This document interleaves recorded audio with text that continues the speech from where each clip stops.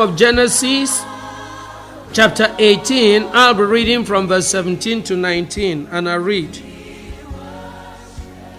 And the Lord said, shall I hide from Abraham that thing which I do, seeing that Abraham shall surely become a great and mighty nation, and all the nations of the earth shall be blessed in him. For I know him that he will command his children and his household after him, and they shall keep the way of the Lord to do justice and judgment, that the Lord may bring upon Abraham that which he had spoken of him. People of the living God, I bring a message titled, May God Have Confidence in You. We've read a scripture where God spoke and said, I know Abraham.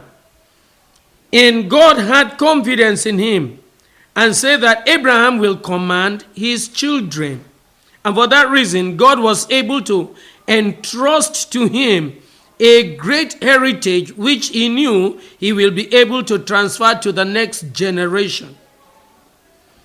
So God had confidence in Abraham, and it is my heart desire that this day, that same God, the God of Papa Abraham, will have confidence in you and bequeath upon you a lasting legacy that you will be able to transfer to your children and generations yet unborn. You know, from this scripture we've read, we discover that God is the source of every great and good thing. Every good and perfect gift, the Bible makes us know, comes from God. And it takes God himself to reveal it to man like he did unto Abraham. He said, shall I hide this from Abraham? If God decides to hide a thing from man, then man cannot obtain anything by his own strength. For by strength shall no man prevail. So God is the source of every blessing, and he is the revealer of that blessing. Anyone who is a beneficiary of that revelation can never remain the same. Now from that scripture we see that God had a plan, he had a purpose. And from what we see him talk about Abraham, you see that God plans, establishes, raises, and prospers a man to make him relevant to others. In the case of Abraham, in verse 18 of that scripture, it says, seeing that Abraham shall surely become a great and mighty nation, and all the nations of the earth shall be blessed in him. So God had a plan and a purpose to bless Abraham in such a way that he will become the source of blessing to all mankind. And the truth about the matter is that if we look at Abraham today, you will trace 3 world religions to Abraham directly, to his person. 3 great world religions.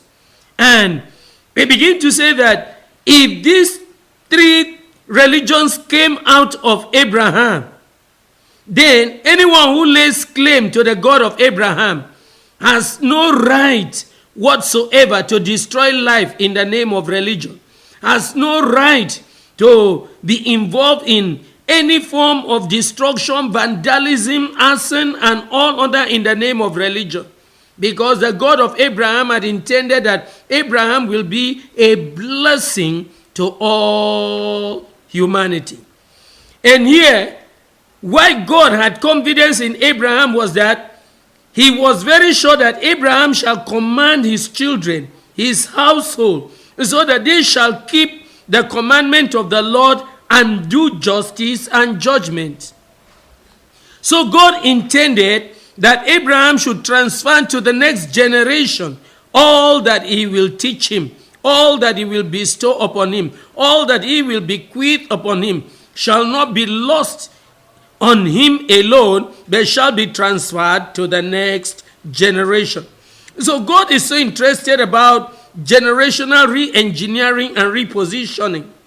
You could see in Malachi chapter 4 verse 6, the very last thing that is said in the Old Testament is that God shall turn the hearts of the fathers to the children, And the hearts of the children he shall turn to the fathers, so that there will be a breach, so that the gap shall be breached between fathers' generation and children's generation. There shall be no gap whatsoever. The father's generation will therefore hand over the baton to the children's generation. And in so doing, shall God be able to pass from one generation to another generation that which he has bestowed in the fathers.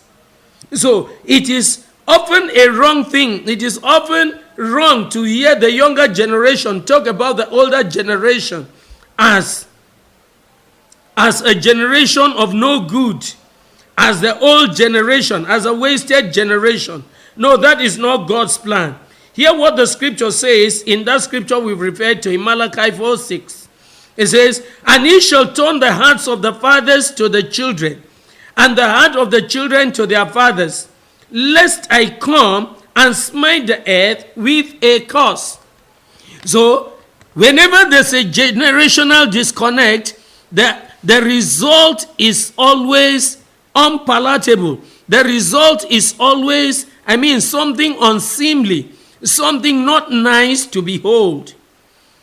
For failure to bring the father's generation and children's generation together will have a disastrous effect on man, be it the family, the village, the local government area, the state, the nation. They will consume themselves. Hear what Ezekiel chapter 5 verse 10 says, how the prophet Ezekiel describes the situation where there is no harmony between the father's generation and the children's generation. The Bible says, therefore the fathers shall eat the sons in the midst of thee, and the sons shall eat their fathers, and I will execute judgment in thee, and the whole remnant of thee will I scatter into all the winds. When there is a breakdown in relationship between the father's generation and the children's generation, evil and abomination will be manifest in the society. Today, young men kidnap their fathers and kidnap people of their father's age, and they feel no qualms about it. It is very simple to understand. The Bible makes it clear that fathers shall eat their sons in the midst of thee, and sons shall eat their fathers in the midst of thee. The reason is simple. The fathers were unable to impact upon the children's generation. They were unable to impart the knowledge and the wisdom of God onto the children's generation. And so for that reason, the children's generation ran haywire. They went wild, and things were no longer the same. But God said of Abraham, I know of Abraham, he will command his children.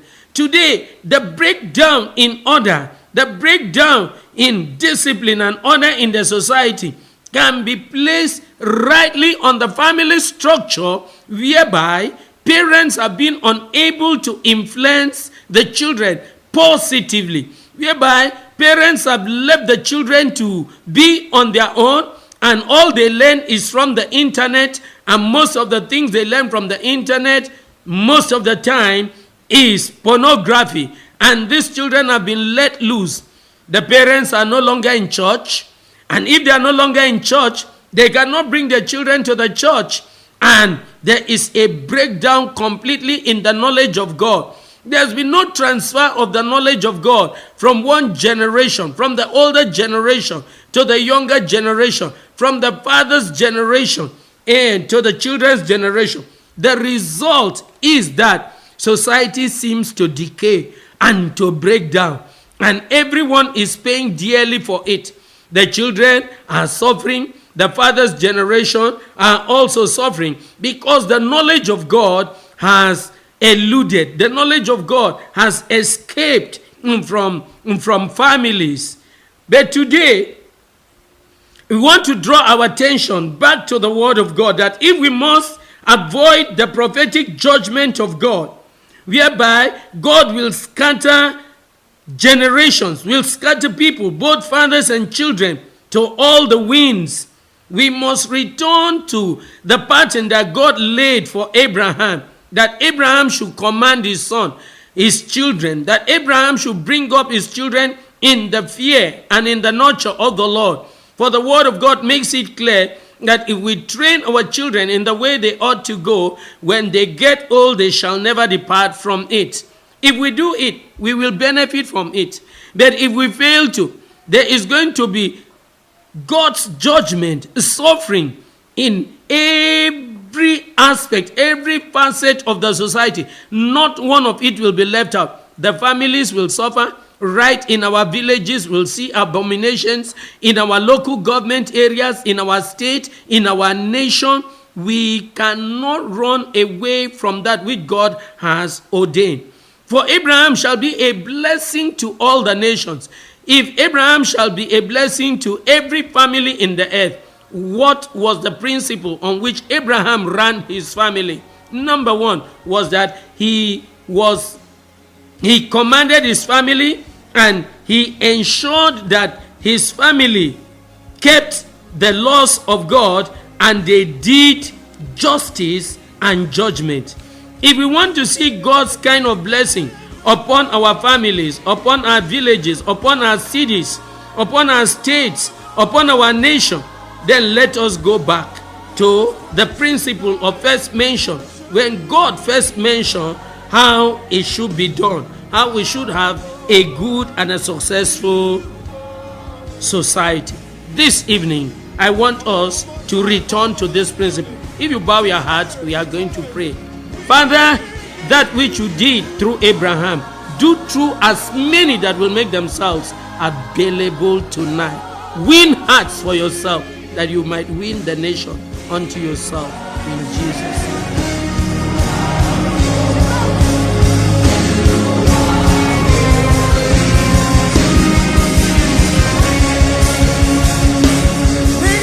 I believe you are blessed.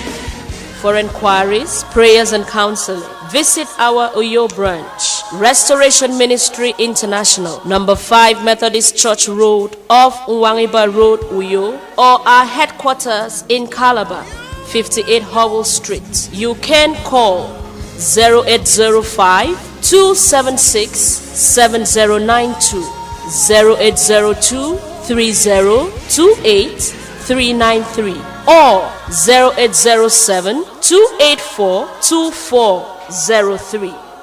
Remain blessed and join us next time for more knowledge for life.